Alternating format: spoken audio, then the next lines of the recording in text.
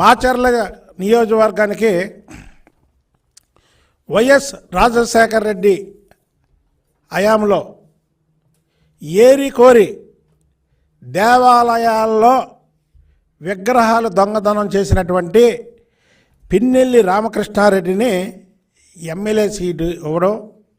2004లో అతను గెలవడం,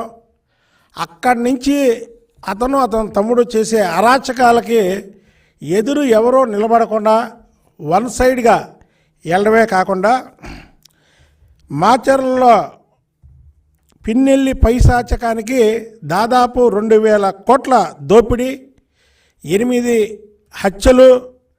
79 దాడులు, ముఖ్యంగా బడుగు బలహీన వర్గాలు మైనార్టీల మీదే దాదాపు 51 దాడులు జరిగినాయి. దానికి ఈరోజు సీనియర్ నాయకులు దేవినేని ఉమా గారు, అశోక్ బాబు గారు, అలాగే శ్రీనివాసరెడ్డి గారు, మాణిక్యాలరావు గారు, వీళ్ళందరి సమక్షంలో, ఎందుకంటే కిషోర్ గారు మా లాయర్ గారు, ఎందుకంటే ఆ రోజు తలకాయ పగిలింది మాతో పాటు మేము వెళ్తే, పాప ఆయన ఒక లాయర్ వృత్తి అక్కడ నామినేషన్లు వేయించకుండా ఉంటుంటే ఆ రోజు నన్ను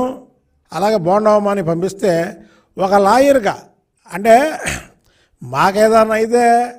కోర్టులో మా తరపున వాదించే లాయర్ని కూడా తలకాయ పగల కొట్టేసి అతి దారుణంగా